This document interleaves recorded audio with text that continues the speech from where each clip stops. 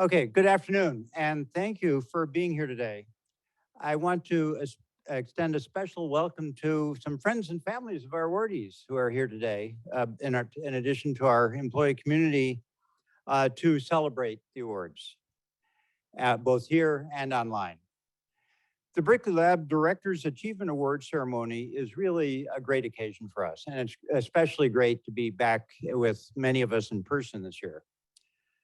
We're all fortunate to work at this great laboratory in the service of the nation and pursue these scientific solutions that motivate all the people who work here. And we are working to create a better future, and we're all, I feel, lucky to be able to have that as a calling. This work cannot be done without an enormous range of people who have the passion and motivation to work through the many challenges of their research, like we were seeing earlier today, and the operation of the lab. And that includes figuring out how to work during a pandemic, the one that's been dominating us for the last few years.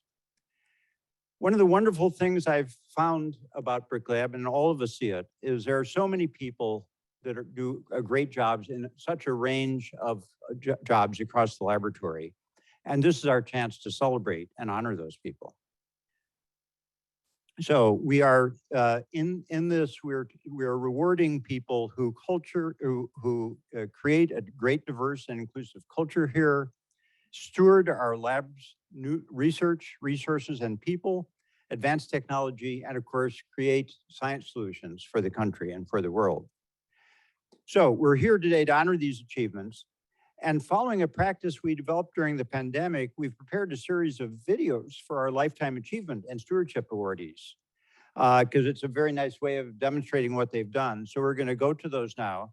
And the first of our Lifetime Achievement Awards, I'd like to introduce the work of Marianne Piet, who joined the lab when she was an undergraduate student a few years ago.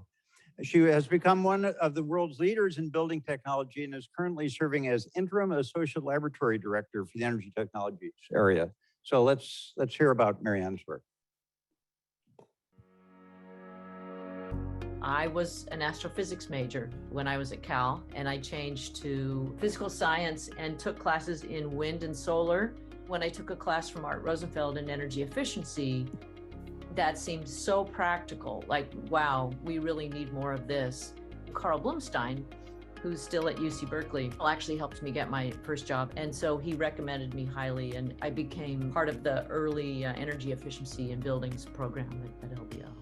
I came to California to go to graduate school, and shortly after arriving in Berkeley, I went up to the lab to do a research assistance. And I was just feeling out what projects I might want to work on. And Marianne was just so incredibly helpful, and that was part of kind of my formation in the energy efficiency field. Marianne led an effort called supersymmetry to demonstrate that you could continuously monitor the energy performance of a building just with the internet, and the cost of doing that was so low that it would pay for itself within the first year. I worked on something called Building Energy Compilation and Analysis, and I worked very closely with Chuck Goldman and Joe Edo, Alan Meyer, Bruce Nordman, and we had a great softball team called the Ballpark Estimates. Very recently, the commission adopted load management standards, and I could not help but think of all of the groundwork that both Art and Marianne that really laid the foundation, that the demand response potential studies that Marianne has led and have really laid out the lexicon, shape, shift, shed, shimmy. Those terms wouldn't be there without Marianne's leadership, and they're highly, I think, salient today. Marianne really set the stage in the field of commissioning and analytics. Marianne's early work really set the foundation for understanding how we can use data and information technology to continuously ensure the performance that we should get out of our buildings. And California alone saves annually $165 million from using OpenADR, and the US saves about 10 times that much, $1.5 billion. So it has been extraordinary. Now it is international, it is two-way, it is hack-proof, it is approved by IEC, and that's the work Marianne had led. I found a real synergy with some of the work that Marianne was doing. And not only that, but a really excellent advisor and mentor. Proud of many of the women that I've worked with over my decades at the lab. And I think a lot are very interested in the practical nature of the work and recognizing that they have something to contribute. She actually grows leaders, and that's been truly impressive over the years. That's the kind of asset every lab should wish to have. Not only is Marianne a consummate professional, she is also an amazing human being. We need people like Marianne in this field. We're trying to change the world. We're trying to decarbonize our economy. That starts in many ways with buildings and the places that we spend most of our time. What she brings is always a very steady compass that the work that we do really matters. Yes, to climate, but also to people's lives and well-being. The lab really does embrace the concept of team science. And I am very appreciative of many of the men and women I've worked with. I really think the lab's been a great place to develop visions, develop teams, and make advances in building science and other forms of science.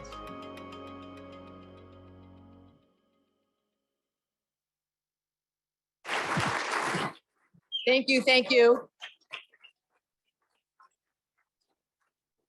Thank you so much. I want to say thank you to everybody who have supported the decades of work that I've done here at LBL. Thanks so much to the committee that helped put the nomination together and to support my achievement of this award. Thanks, Mike, and thanks. I also want to thank my family, my husband, who's helped me run my years of multitasking, my 3 daughters and my mom. And, you know, the work that Art Rosenfeld started is so important because the oil embargo, it's 50 years next year since the oil embargo. And this is still important. And the climate agenda is extremely important. So we have a lot more to do and look forward to continuing here at the lab.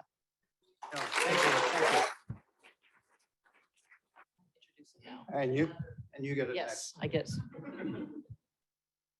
So I have the great pleasure of introducing the next award on societal impact. Let me grab my notes here.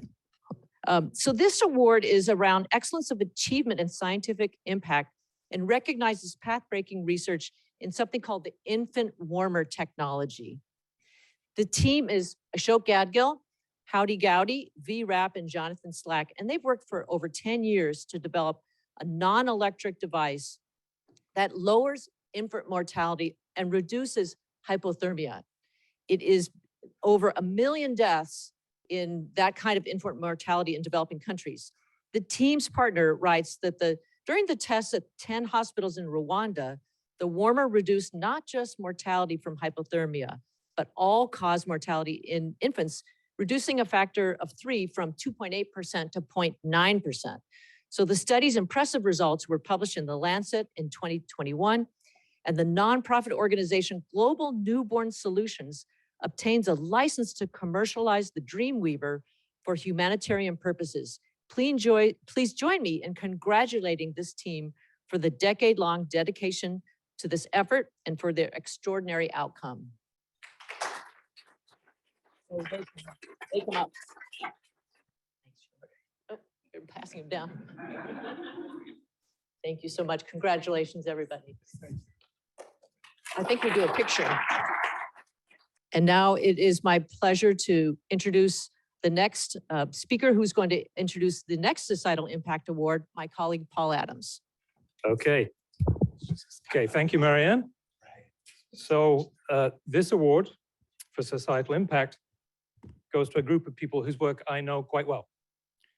And I'm very pleased to be able to recognize the members of the ALS Structural Biology Beamline team for their vision, expertise, and dedication, which has enabled antiviral drug discovery using X-ray crystallography, small angle X-ray scattering, soft X-ray tomography, and X-ray footprinting.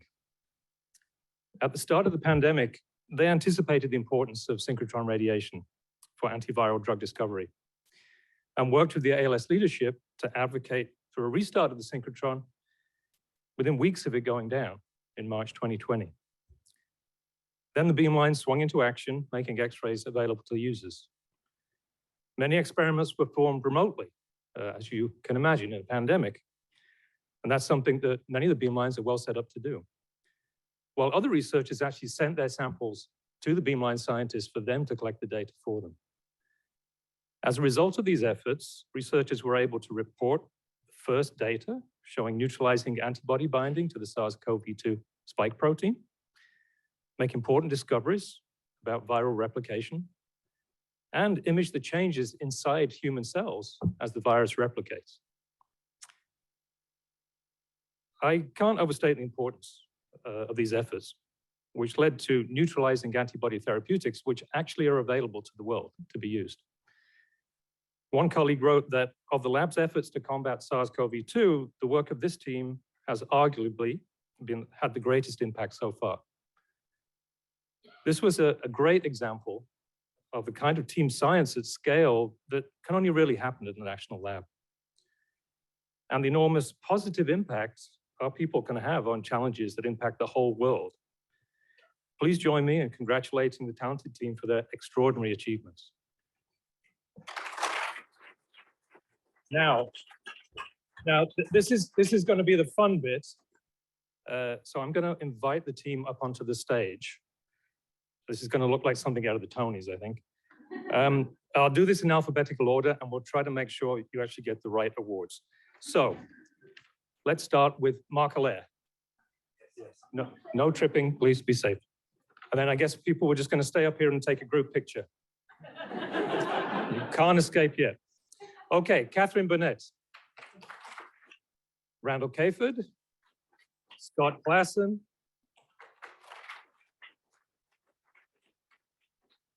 Jeff Dickert. Sayan Gupta. Is Mikhail here? Mikhail Hamill? He's not here, okay. James Holton, who I do see. Greg Hura. I believe Carolyn and Mark are not here either as well. Stacy Ortega. Daniel Prigozhin. Is Daniel here? Oh, you are, great. Corey Ralston. Dan Rosenberg. Right. Kevin Royal. Anthony Rosales. Anthony here? Anthony's not here, unfortunately. Banu Sankaran. And is John Taylor here? I guess not, John Taylor. Okay, that's the end of the roll call. Thank you again, everybody. And so, as we clear the stage here, I'd like to turn it over to my colleague, Michael Brandt, to announce the next awards. Thank you, Paul. This year, the Director's Award for Exceptional Achievement in Safety goes to Laurel Davis for her tireless commitment to the health and safety of Berkeley Lab staff, affiliates, contractors, and visitors. Before the pandemic, Laurel served as the lab's subject matter expert for several programs, including controlled substances, emergency decontamination, and fume hoods. She served as the EHS liaison for computing science, and she managed the EHS research field support group. In these roles, her work has contributed to safe work environments across the entire laboratory. And since March 2020, she's been managing our COVID safety program and providing lab-wide support to division safety coordinators, division deputies, and management teams. It is not an exaggeration to say that Laurel has been the go-to contact for most of our COVID safety protocols. She's helped others get the information they need when they need it to be safe.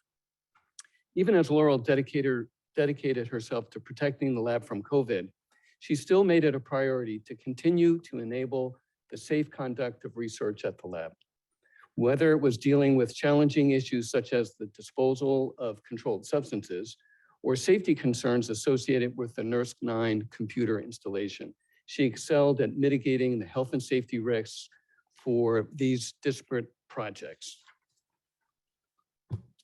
So please join me in congratulating Laurel for her impressive achievements that have allowed us to enhance our safety culture while simultaneously shaping the future of workplace safety at our laboratory in our post-pandemic world. Laurel, would you please join us? Okay, and now I'd like to turn the floor over to my colleague Carol Burns to announce the next award. Okay. Thank you very much, Michael. All right, so I'm very pleased to be with you today because I get to share the recipients of the Stewardship Awards for the year. This is a new category this year, established to honor those who have a history of extraordinary achievements in people leadership and resource management that enable the lab's missions of bringing science solutions to the world. I'd like to tell you about the first of two people who are going to receive that award today. In the past 20 years, Kenneth Williams has made sustained contributions to the lab, its staff, and its research infrastructure, creating first of their kind field experimental observation stations in Rifle and East River in Colorado that have provided unprecedented insights into microbial, geochemical, and hydrological processes, benefiting both DOE in present and in future researchers. Let's take a few minutes to learn a little bit more about Ken and his contributions to the lab in a video.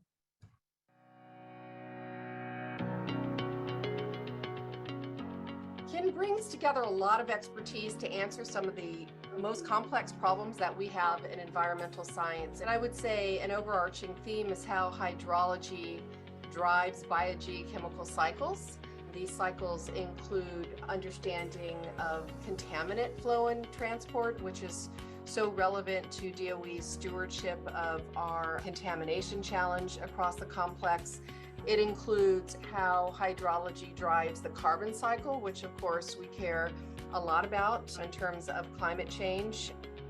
He came from a specific discipline, as we all do, of hydrogeophysics, environmental geophysics, and then became kind of the master of watershed system science, understanding all the pieces of the physical, chemical, biological interactions, and really being able to be like the maestro conductor of how all these things come together in a field environment. Ken has also made another very major contribution to science, and in fact, it's the contribution that he's being recognized for in this Stewardship Award. Ken's played a leadership role in helping to develop and aggregate a very wide community around a field study site that's developed in the Upper Colorado River Basin.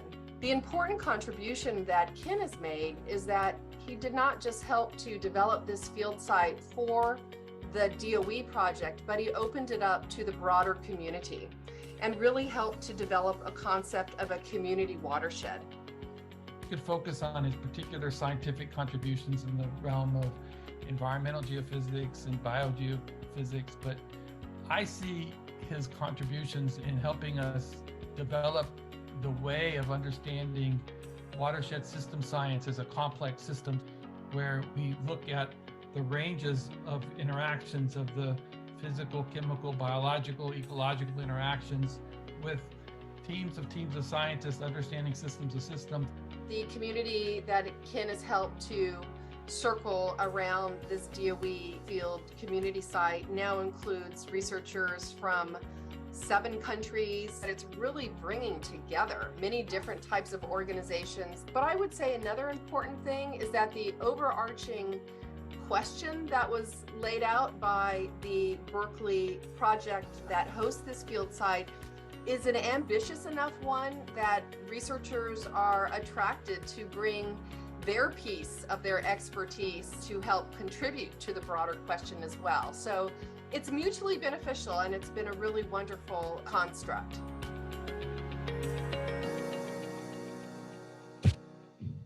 So please join me in congratulating Kenneth and welcoming him to the stage.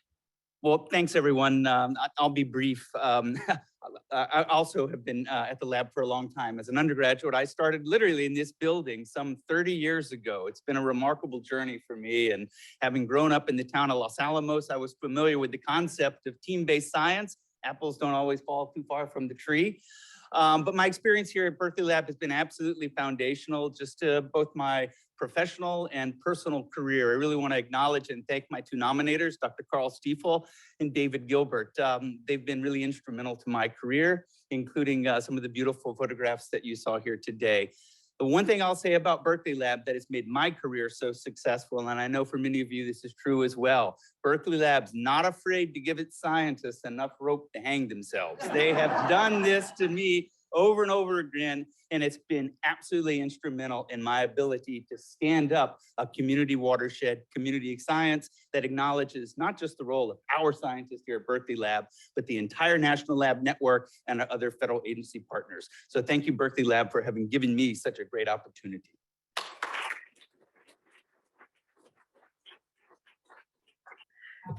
And with that, I'm going to turn it over to our next presenter. I think is Jesse. Sorry, let me introduce our new Chief Technology Transfer Officer, Jesse Kindra.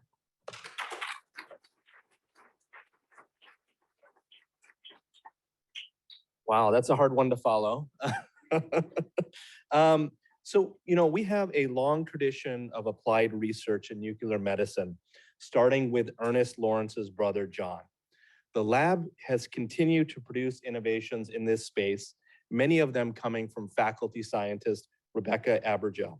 She and her team are helping to solve big problems like curing metastasized cancer and ameliorating environmental toxins.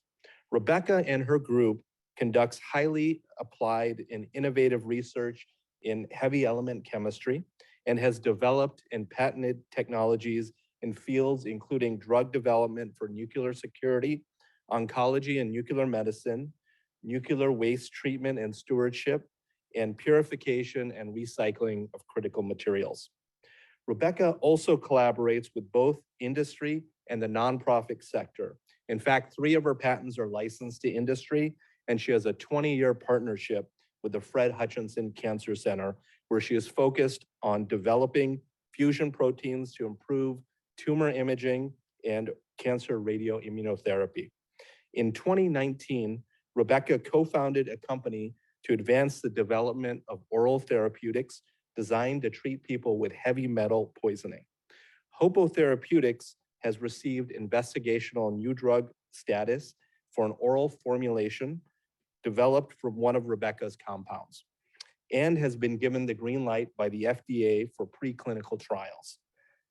Please join me in congratulating this entrepreneurial scientist for her extraordinary achievements.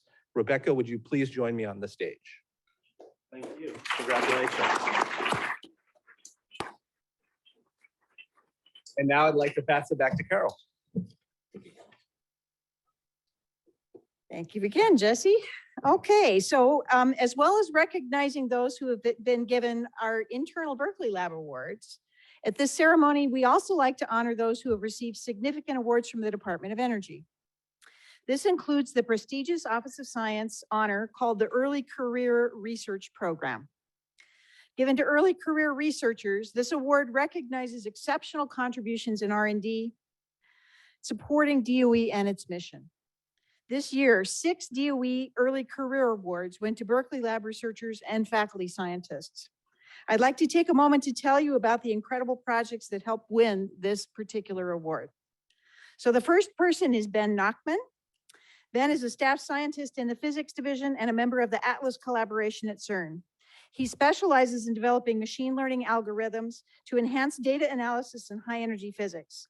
His project, entitled Allowing Collider Data to Tell Their Own Story with Deep Learning, will design and deploy novel artificial intelligence and machine learning methods to identify anomalies in collider data. This could point to new evidence for dark matter and other new particles.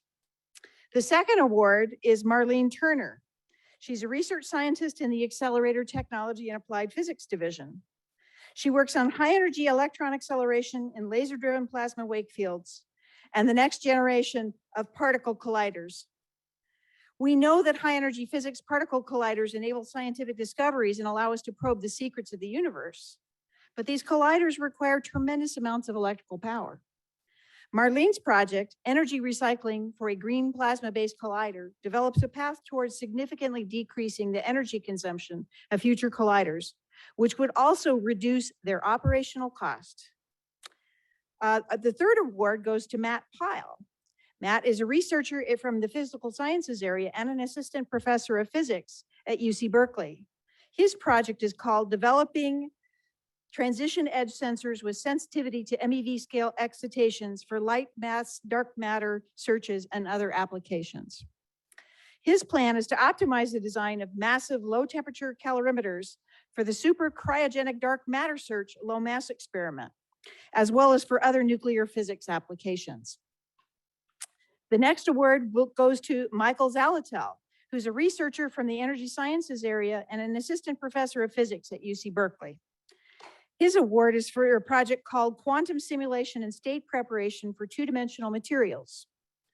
Michael wants to understand the behavior of electrons in quantum materials where entanglement and the strong interactions between electrons conspire to form new phases of matter. Dan Stolper is a researcher from Earth Environmental Sciences area and an assistant professor of Earth and Planetary Science at UC Berkeley. His award is for work in stable hydrogen isotopes as tracers of hydrogen reactivity during geological storage. His approach links experiments and physically based models to natural observations in an integrated fashion, and when necessary, develops new methods and techniques. Joining us, I believe, by Zoom is Antoine Voidila. Antoine is a research scientist at the ALS, who led the design of future beamlines for the ALSU. He's also developed novel coherent imaging techniques for EUV lithography. His project is entitled DREAM, Diffraction Limited Radiation Enhancement with Adaptive Mirrors for X-ray Coherent Beamlines. His goal is to enable high-speed, real-time X-ray studies to better understand physical phenomena in new materials for microelectronics, quantum devices, or batteries. Now, I know not all of our awardees can join us today, but if you're with us, please join me on the stage. And I think we're going to try and get Antoine maybe on video. I think that's what we're going to try. And for the next award, I'm going to turn it over to Natalie Rowe. Thanks, Carol. It's my pleasure to present the award today to Lucas Brouwer. Lucas is a research scientist in the superconducting magnet program in the ATAP division, whose innovative designs have enabled expanded applications of superconducting technology. Lucas is a world expert in high field accelerator magnet design. And in his research, he has clearly established the advantages of the canted cosine theta, or CCT, magnet design. This work has resulted in a patent, and it has strategic implications both for high energy physics and for ion beam cancer therapy. Lucas's accomplishment has put LBL at the forefront of CCT magnet research worldwide, and resulted in new research programs that serve the strategic goals both of the laboratory and the Department of Energy. Lucas's work on ion beam cancer therapy surmounted a major technical obstacle to introducing superconducting technology to this field. A further iteration of this work allowed for fixed field operation and led to a breakthrough in technology for proton therapy. In addition, Lucas has contributed key enabling technology for the 1K TEM project, which is a superconducting transmission electron microscope. And that's keeping LBL at the cutting edge of research in electron microscopy as well. One colleague noted that Lucas was unusual in his capacity to master a broad range of disciplines, from mathematics of magnetic fields to magnet design, and from beam optics to system layout, from superconducting technology to magnet construction and engineering. And all this had made him able to design a system without being confined to a single specialization. So today, please join me in honoring Lucas for his impressive accomplishments in the field of superconducting magnets for accelerators. And Lucas, are you here to join me on the stage? Wonderful. All righty, let's see. Our next presenter and awardee are both beaming in from opposite ends of the planet. So hopefully this will work. Jeff Neaton, are you there?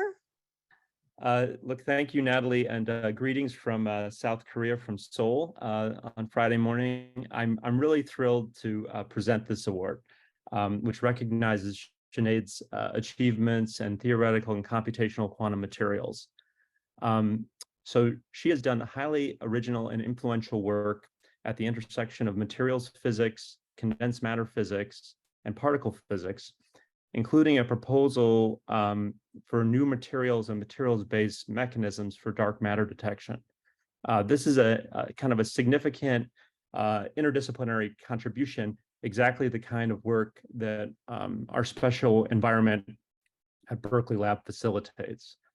In addition, she's led the development at Berkeley Lab of the materials strategy for the Quantum Systems Accelerator Hub and the development of the theory effort for a new program in microelectronics. These are two really important strategic areas for the lab and for the Department of Energy. And she also catalyzed and contributed a new vision to the quantum materials effort at the Molecular Foundry, where that is an emerging area. So though at an early stage in her career, her work's already been recognized by the community. And as one example, she's been appointed as a member of a National Academies Committee to identify opportunities at the nexus of chemistry and QIS, which will no doubt influence future national funding priorities in that area. So Sinead has made significant contributions to the lab's IDEA initiative. She's successfully mentored underrepresented minority scientists to placement in undergraduate and graduate programs, and she has a sustained record in outreach ranging from K-12 to high school. In addition, leveraging her deep involvement in the African School for Electronic Structure Methods and Applications, ASESMA, she played a critical role in establishing a large-scale US-Africa initiative in electronic structure supported by NSF last year through a proposal that she co-led. And she continues to match researchers in Africa with potential US partners, including several at LBL this past summer. I was a benefactor of that as well. As one supporter noted, in addition to her impressive scientific accomplishments thus far, Sinead epitomizes the modern Renaissance woman with activities as diverse as teaching at electronic structure workshops in Africa to traveling the world as a successful Science Slam contestant and moderator. And she's really a first-rate ambassador for the laboratory. So please join me in congratulating Sinead on her very impressive achievements. And I understand that David Prendergast might be, and there's Sinead, good to see you, Sinead. And I understand David Prendergast is going to receive the award on Sinead's behalf. Good afternoon, everyone. So I'm here to present the first award in CSA to early career science to Marcus Nowak. So Marcus has pushed mathematics and computer science methods into new regimes and provided a foundation to enable the grand idea of autonomous scientific discovery to become a reality.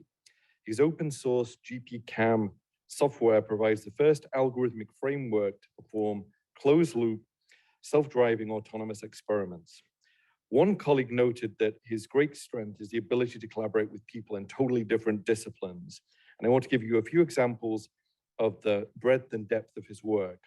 As part of the camera project, he developed the aforementioned GPCam software based on Gaussian process regression to optimize and accelerate data taking at synchrotron beamlines. This can reduce the amount of data that you need to take and the amount of time that's required to take it by an order of magnitude. Now, use of this software is completely routine at beamlines, not only an impressive accomplishment, but one that represents a paradigm shift in how work has been done over the past 20 years. In an LBL and Brookhaven collaboration, Marcus's work on autonomous experimentation methods and enabled the discovery of new classes of nanomaterials and unique physical properties of them. In his collaboration with a climate change researcher, he developed an elegant parallelization strategy that leverages both GPUs and CPUs. This allowed him to scale the algorithm to an astounding 5 million data points. Marcus is also building a new community for autonomous scientific discovery, created an online group that facilitates collaboration among researchers interested in the theory and application. He also organized and led an LBL DOE workshop that drew over 200 participants. So please join me in congratulating Marcus for his foundational achievements. Marcus, will you join me on the stage? I get to present two awards. The second award goes to Talita Persiano. So Talita has made significant contributions to the field of computer science with a focus on image processing, machine learning, scientific data analysis, and high-performance computing. To enable the next generation of HPC-driven discovery, Her work addresses the challenge of linking HPC capabilities to cutting-edge platforms in experiments across scientific user facilities. Talita particularly excels in the area of real-time streaming pipelines for multidimensional data acquisition and reconstruction. She's also developed a software infrastructure called SHARP, which enables the efficient use of tychography with applications in the semiconductor industry, imaging of biological samples, and drug development. Researchers around the world have been using SHARP as a foundation for other image reconstruction techniques and software packages. Talita has further advanced the field of probabilistic graphical modeling, a groundbreaking approach that takes advantage of and combines complementary information obtained from multiple modalities to advance the field of data analysis. Finally, her pioneering work in quantum image processing and quantum machine learning is strongly influencing DOE Office of Science plans in quantum computing applications for scientific image and biological sequence data analysis methods. Internationally recognized, Talita has published over 50 seminal articles and been cited by at least 500 other distinguished scientists. It's really a testament to her original contributions and a growing reputation as an outstanding researcher. Please join me in congratulating Talita for her foundational achievements. Talita, will you please join me on the stage? And now I'd like to invite Mike Witherell back to the stage. Hello again. So I'm pleased to present the second Lifetime Achievement Award to someone who's been our expert in Congress and politics on the Hill for nearly 2 decades. I've spent a lot of time with him in cafeterias, drinking bad coffee on Capitol Hill. As we talked before our next meeting, to Don Medley, who has been working for the last few years and making our case for all of what we do in Washington. So let's take a few minutes to learn about what Don has done.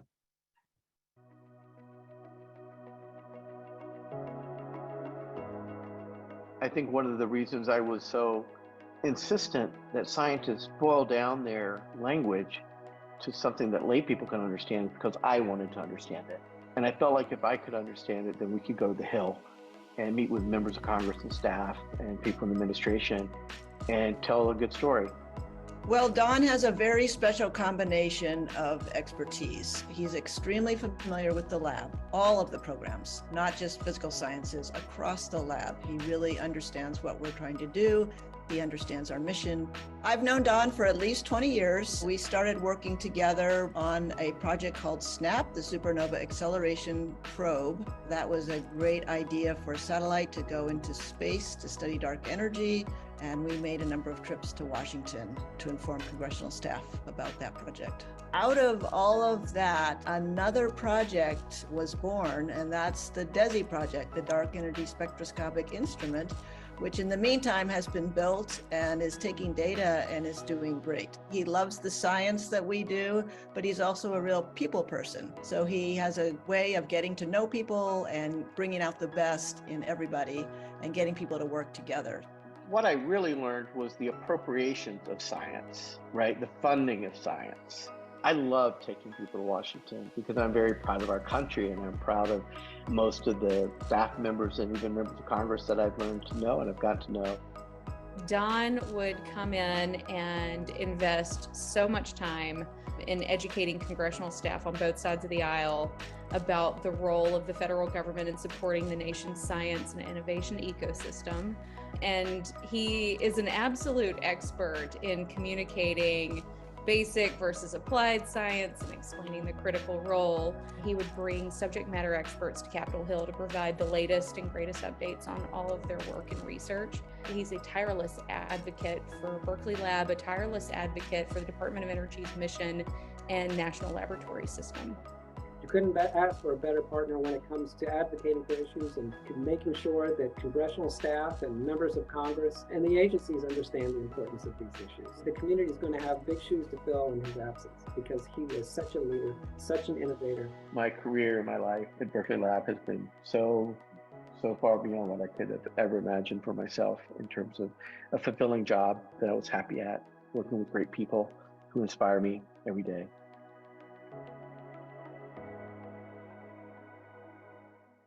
Hi, I'm beyond words.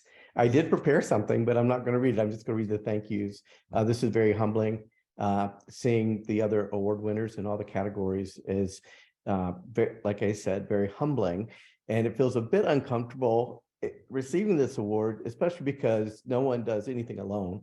And there's been so many wonderful people who've inspired me at the laboratory.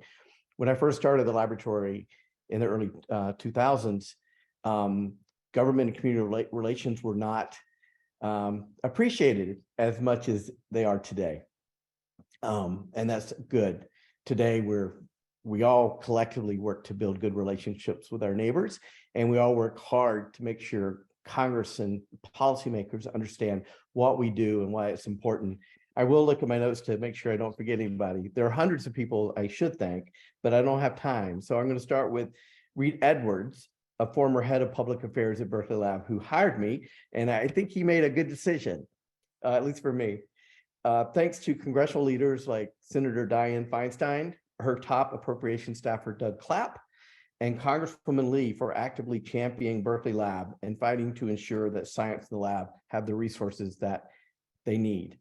Thanks to an amazing staff of the lab's government and community relations team, in particular, Jen Tang, Jim Holly, Faith Dukes, and Jonathan Nurse. These folks are professionals who do fantastic jobs. If you don't know them, please do get to know them. They work hard every day for you. Thanks to my family, especially my husband, John Morriso, who's off stage right now. I wouldn't be receiving this award without him in my life these past 22 years. And a huge thank you to Director Witherall. Mike, you showed up at Berkeley at just the right time. Your competitive spirit and enthusiasm, your experience and expertise in running a national lab, but mostly your sensitivity, your empathy, and kindness have made a tremendous difference in the life and legacy of the laboratory and in my life. Thank you for your leadership and your friendship. And thank you all. All the best.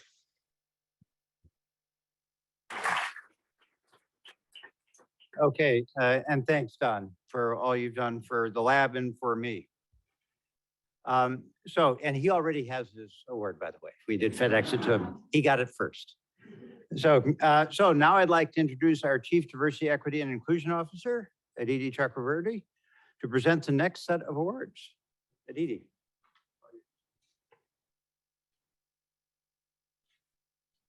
So lovely to be in the same room. The IDEA Award is also new this year. It honors significant efforts by an individual or group along 3 intersecting dimensions: outreach or increasing diverse representation, mentorship or fostering access to opportunities for a career advancement, and community or cultivating networks of support and cultures of inclusion. We had an incredible slate of nominees this year, and there's so many people around the lab doing hard work to embed IDEA into our culture. I have the distinct honor today to recognize 3 of them. So we'll begin by honoring Sylvia Crivelli, who has demonstrated a career-long commitment to expanding outreach and building cultures of inclusion at the lab and within her discipline of high-performance computing. To highlight only a few of her many accomplishments, she served on the steering committee of the DOE's Computational Science Graduate Fellowship, which was founded by David Brown, and helped shape what has now become DOE's flagship workforce development program. This program provides rigorous career advancement opportunities to over 550 professionals, has over the course of the program. And based on a recent longitudinal study, this program serves an increasingly diverse population of fellows and receives glowing feedback from each year from these participants. She played a critical role in the WeFold project, which brought together communities of researchers, including students, to solve protein structure problems. She co-developed an effort called the Broader Engagement Program, sponsored by the Sustainable Horizons Institute, to bring students from underrepresented groups to high-profile conferences. And Sylvia also took great care to make these gatherings meaningful for these individuals. And finally, she worked with David Brown and the Sustainable Horizons Institute to broaden the network of institutions from which the lab draws interns and faculty collaborators. The Sustainable Research Pathways program is now in its 7th year.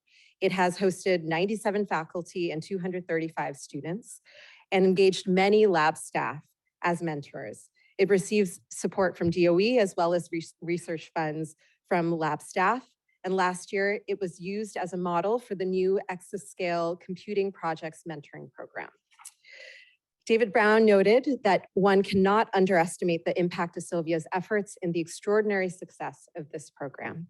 So please join me in congratulating Sylvia for her deep dedication to and sustained impact on the lives and careers of so many students and researchers.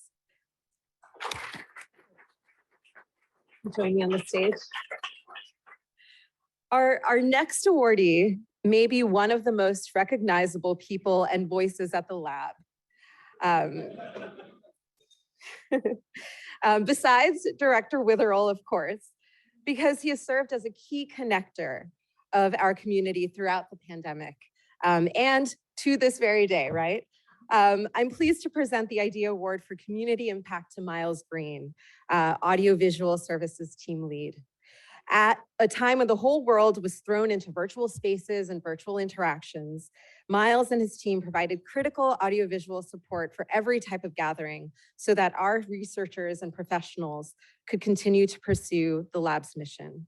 He and his team held their work to a very high standard, and through his leadership modeled patience, creativity, and openness as we navigated this new world of work together. His team's expertise also made major lab events throughout the pandemic possible so that we could connect with one another from a distance, like events like the lab's 90th anniversary, the ALS user meeting, the SLAM, the Perlmutter dedication, and most recently, the ESNet 6 celebration. In addition to teaching us how to use Zoom and other tools for greater hybrid engagement and inclusion, Miles has brought his impressive musical knowledge and DJ skills for the benefit of our community through his monthly Groove Lounge events. The Groove Lounge has given us all an opportunity to commiserate, to celebrate, to come together and prioritize building relationships with one another. The informal Name That Tune contest, from what I understand, has become quite a fierce competition.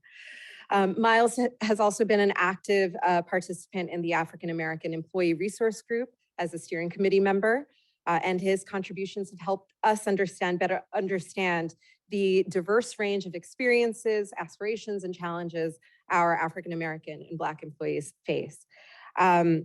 And as we move into this next chapter of culture building, Miles and his team continue to be our community leaders and teachers as we operationalize and honor our core values of team science, respect, and trust. So Miles, would you please join me on stage? And then finally, I'd like to present this year's IDEA Award to someone who has had a tremendous impact on the lab's culture of mentorship and who has been passionately mentoring students since 2007. Ryan Miyakawa.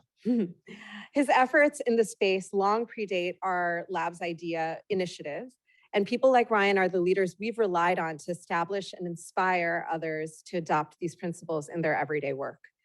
Many of Ryan's efforts have been ongoing for a decade or more. These include serving as a mentor for UC Berkeley Epsilon, UC Cal Nerds, and UC Leads programs, and for CXRO undergraduates and graduate students. He's a longtime member of his division's IDEA committee and contributes his considerable experience working with students in the division. 3 years ago, Ryan established a summer internship program for the Material Sciences Division. He partnered with UC Berkeley's College of Engineering program for incoming freshmen and community college transfer students, many of whom were either the first in their families to go to college or were from historically underrepresented groups within the field of engineering. Ryan's program pairs undergraduates with Berkeley Lab researchers for mentoring and research opportunities. And perhaps most noteworthy and novel of all, this program was done entirely remotely. A UC Berkeley colleague noted that Ryan's innovative internship program took remote research to a new level and opened a new world of possibilities. One of their very first participants in 2019 said this program enabled him to write his very first scientific research paper.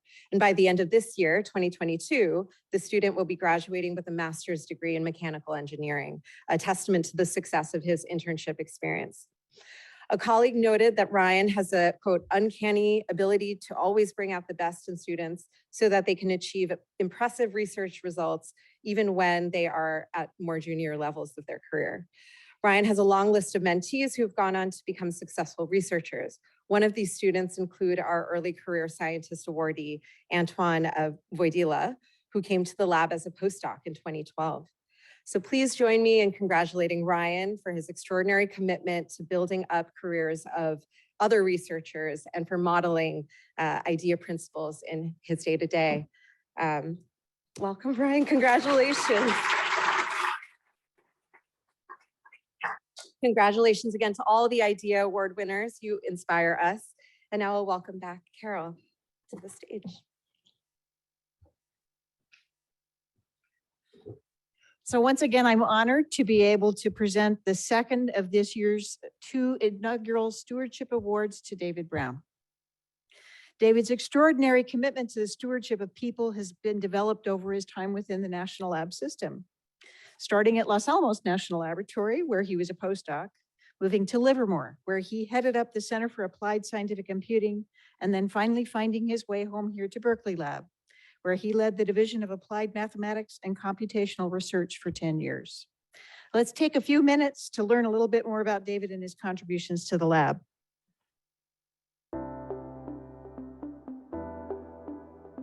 My father was a physicist, one of the physicists who started SLAC, and physics just seemed like the obvious thing to do. So the questions I was interested in was how to get more accurate simulations and how to make the most effective use of the computers to do these calculations. He led a number of workshops, one of the most notable of which was a report that is now commonly called the Brown Report. That report was used to determine and justify a lot of the strategic directions that Oscar chose to invest in. He really helped to articulate some of the major computational research problems that we're facing at the time.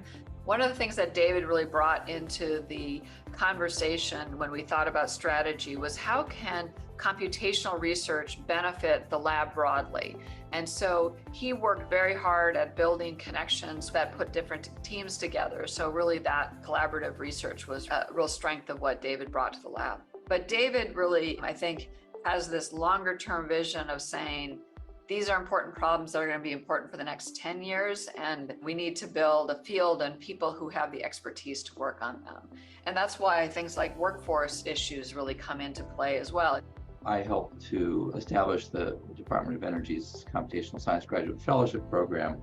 The postdocs are really, certainly in computing, often the main pipeline into the workforce at the national laboratories. Shortly after I arrived, and we were looking at kind of the record of all the outreach that we had been doing as an organization here. And we discovered that even though the outreach was very active, we had made very few hires as a result of these outreach efforts. And so came up with this idea for the Sustainable Research Pathways Program, which was focused on reaching out directly to people and for summer experiences at a laboratory. Probably the biggest impact any of us can have is to encourage young people to apply for these kind of opportunities. The whole thing started one day when I was visiting David in his office, and we just came up with some ideas and decided we should try it. We're very excited about the response to the community and of course the successes that we've had through this program, both from all the participants, faculty and students, but also from the staff as well. People have told us that it has changed their life completely. I would say he definitely is, in our geek language, a linear combination of a true applied mathematician as well as very much a humanist. He really cares about people and about making a difference. So the one thing I would say is that I have truly appreciated David's friendship, and just the connection that we've had over the last couple of decades has been really important for me and for my career. And it's something that I will treasure and value always. You know, I think David is really kind of the model of what it means to serve the broader computational science community. He really over his career has done a number of things to help people at all different career stages and all different scales. You know, the future of science lies in our young people and the new ideas they bring, and supporting the next generation of scientists is something which will continue to be important.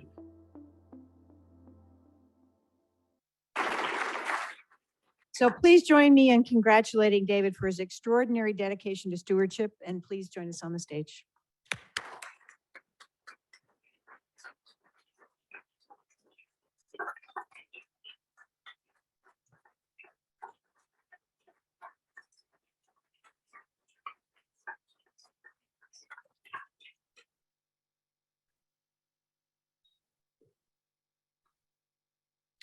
Well, it's a deep honor to be one of the first recipients of this award, and I thank the committee who nominated me and the folks who selected me. I would particularly like to thank, well, many of these programs that I've been involved in, the Computational Science Graduate Fellowship and the Sustainable Research Pathways program, all depend on bringing people, mostly young people, but some faculty from diverse backgrounds to the laboratory. And for these programs to be successful requires mentorship of many, many people. And so I particularly want to thank the members of particularly the computing sciences area who have been mentors in these programs. That's really what's made these programs successful. And so I'm really pleased to thank them. I'd also like to thank my family for being so supportive all these years, my wife and 2 sons, who some of them are here today. And anyway, thank you very much.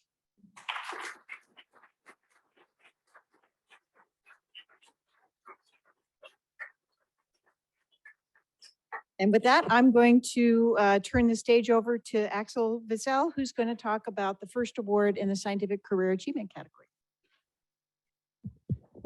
Okay, thank you, Carol. It's my pleasure to introduce this Director's Award for Exceptional Scientific Achievement for Nikos Kirpidis, the head of the Microbiome Data Science Group at the Joint Genome Institute.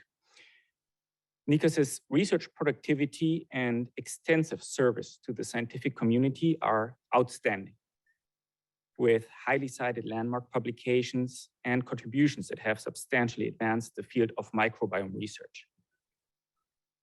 Nikos has always pushed the boundaries of data science to analyze the ever-growing trove of sequence data.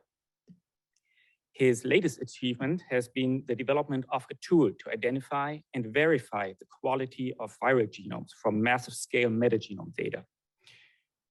This tool, which is called CheckV and was published in 2021, proved to be extremely powerful for the discovery of novel viruses in datasets generated by the JGI and its users. At this point, it has been downloaded over 6,000 times, and it's now widely used across the research community to make important discoveries. Nikos himself demonstrated the remarkable capabilities of CheckV by analyzing over 11,000 human gut microbiomes and identifying nearly 50,000 previously unknown species of viruses, providing the largest human-associated viral dataset to date. Nikos and his team continue to broaden JGI's data management systems, IMG and GOLD, as internationally recognized flagship resources for microbial genomics. This last year, under Nikos's leadership, IMG reached a new record of more than 69 billion genes and 22 trillion base pairs of sequence, an incredible achievement. So please join me in recognizing Nikos for an extraordinary year of research and support for the JGI user community. Nikos, will you join me on the stage to accept your award?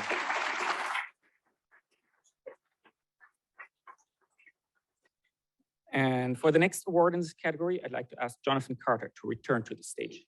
Thank you, Axel. The second Exceptional Scientific Achievement Award goes to Michael Weiner. Michael Weiner is a senior scientist who is maybe most known for his pioneering research in climate change detection and attribution, both of which are critical to understanding climate impacts on global and local scales. His work has helped shift what we know about climate change's impact from the theoretical to the everyday. His studies have served to provide research, advocacy, and emergency management communities with evidence that they need to understand and prepare for future extreme weather events. One colleague noted that he is a tour de force in his field. His scientific work is widely recognized at home and abroad, as evidenced by his publication record, and as importantly, by his work on seminal climate assessments. He has been a lead author for the last 3 national climate assessments and for the 5th and 6th IPCC assessment reports. Michael's selection for these roles demonstrates the breadth and importance of his research, not to mention his selfless service to the scientific community and the public. In addition, Michael is routinely called upon by the public media to explain various climate change impacts, calls that have increased as his work on the attribution of the climate impact on recent heat waves has garnered international scientific and media attention. His work with the media has been a remarkable contribution, pairing science and society. Michael also has a long history of engaging early career researchers, particularly in his detection and attribution projects. His commitment to mentoring comes from his view of this area as an emerging field and his sense of duty to ensure that the next generation has the experience they need to lead. Please join me in congratulating Michael on his impressive achievements. Michael, please join me on the stage.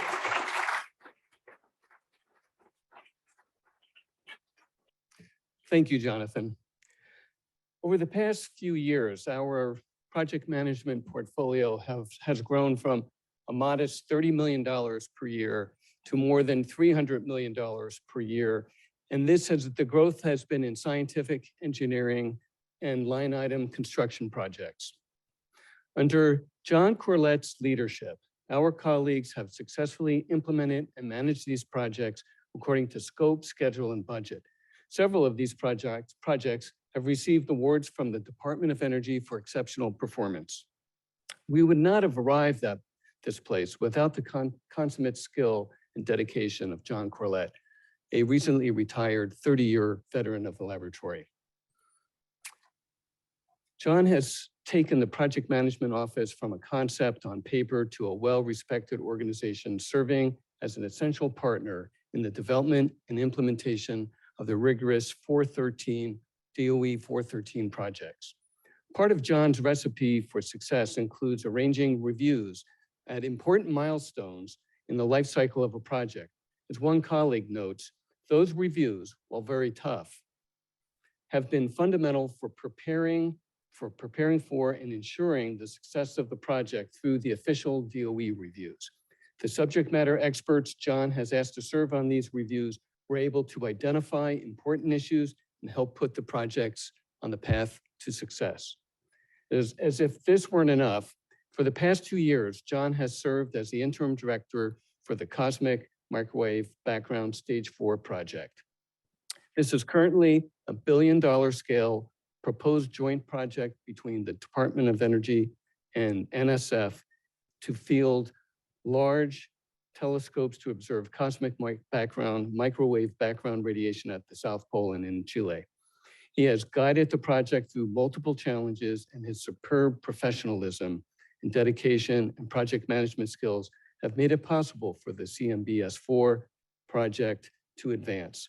John, would you please join me on stage and let's congratulate him for his exceptional achievements in project management and his contributions to the laboratory. John?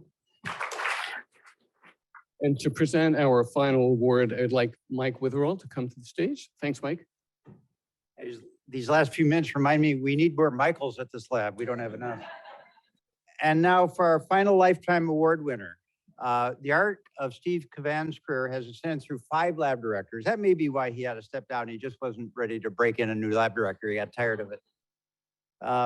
Steve's sustained record of achievements as an ALS user, as part of ALS leadership, and eventually as director of the Advanced Light Source has rightly led to his international reputation and the fact that, and he's been in charge of so many critical projects here at home, from the very, groundbreaking for this facility in the first place. His video will help explain why he was so good at this.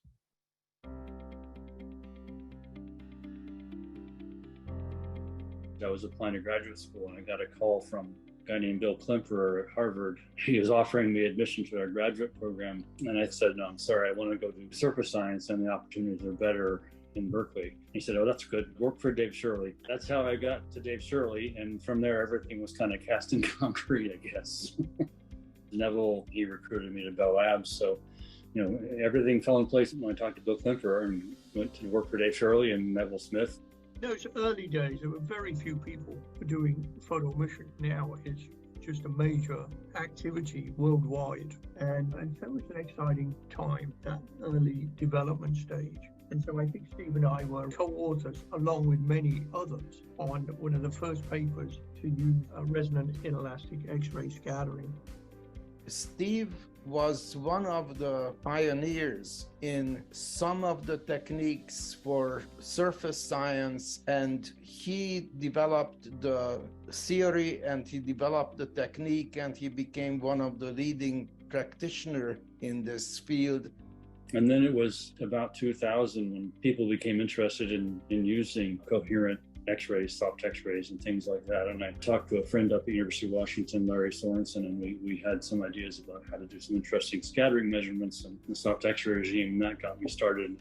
The case to be made for having a soft X-ray light source in Berkeley was really a pretty difficult one because there was no unanimity in the scientific community. And so it was very important to have Steve and Neville advocate for this facility because they were from the outside scientific community and made a very strong case.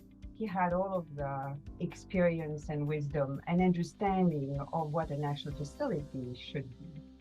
He went to the best school, obviously, Berkeley, and he did great, had great scientific achievement. So, you know, you have respect. So we were all engaged, and Steve articulated clearly what was not working and what needed to be done. Of that came great changes at the ALS. You know, we didn't have a users building and we didn't have a guest house. So it was very difficult for us to do beam plan.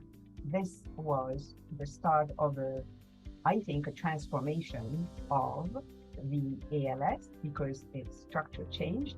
When I was at Bell Labs, I built my own beam line and my own in-station. We were dealing at that point with a model from NSLS where most of the beam lines were owned by partners and not by the facilities. I think we were at that point, everybody, this wasn't just me, everybody wasn't thinking that creatively about the sociology of a facility, and that changed dramatically in about 2000. And a lot of that was driven by the SAC. Used to be at the ALS, the beamline scientists, none of them had any ability to do science of their own or even to bring in users to collaborate on science that they were interested in. And all the facilities were having the same kind of problems. I think we've really helped the staff participate in the planning process and really developing their own scientific credentials. So we had to find a way to include partnerships with users on different scales, along with professional development of your staff. I'm really proud of it at Berkeley, and on the management was a lot of change in the last 10 years. And I think that change is going to go on there. I think that's the main thing we did at the ALS, was just to broaden the discussion to include topics that we think hard about, like work-life balance for our staff, and sort of the mapping between the instruments and the people and the different user communities. That's going to take some effort to get it right. It'll be fun, actually, a lot of fun to do that. And I still am, actually. I'm working with Sujoy Roy and his team at the ALS, and I keep telling people I want to be one of the first users at ALSU.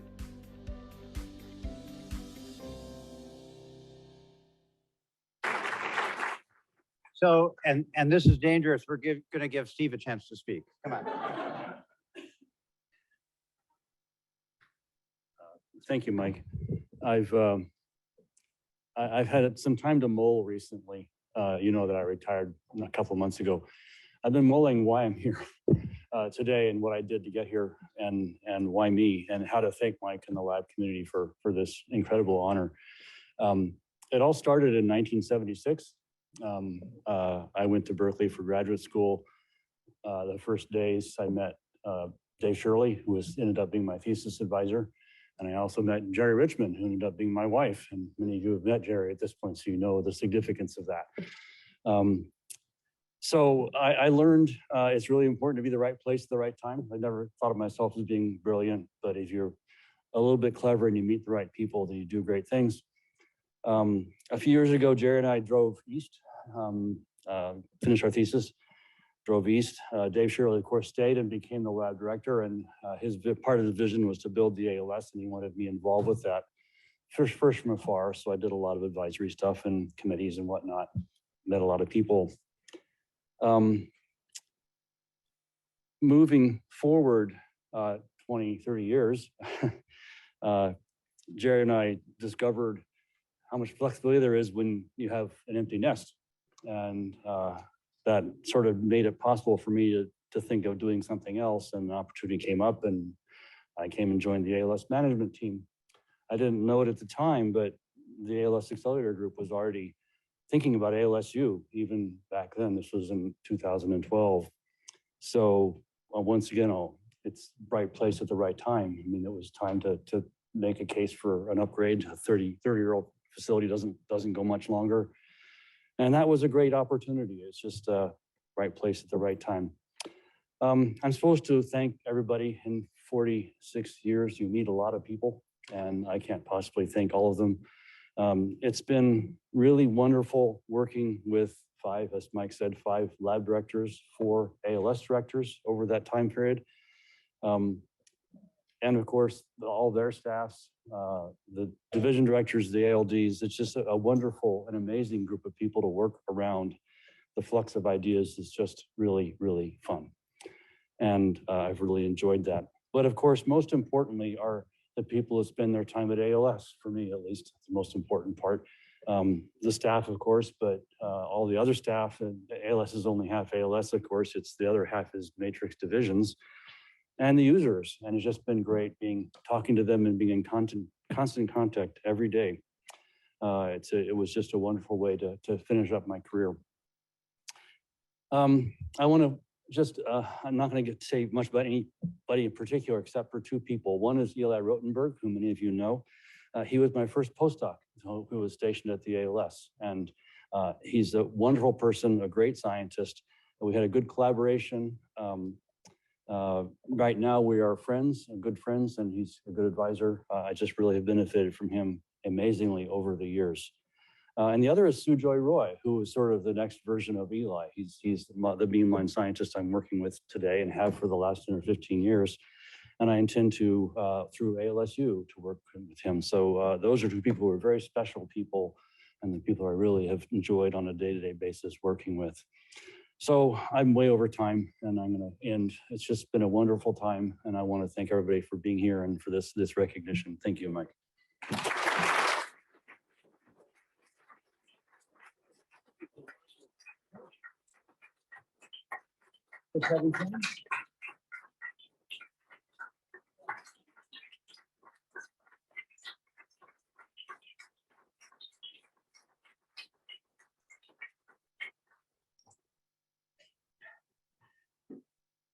Okay, so those are all the awards. So before we close out the ceremony and head over to have the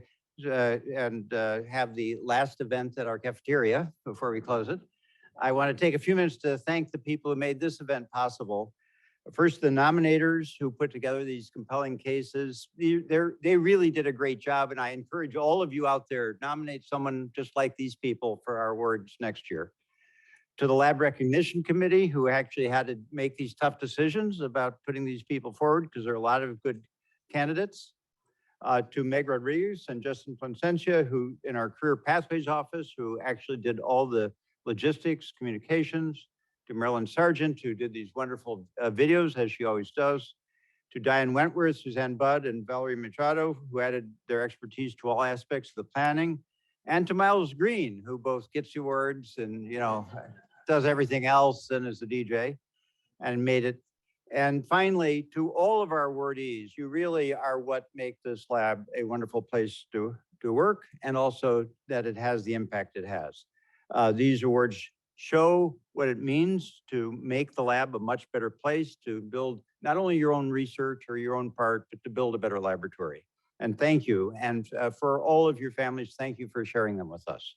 For those of you online, thanks for taking the time to be with us. Go have yourself a glass of wine, and we're going to go to the cafeteria to continue the celebration.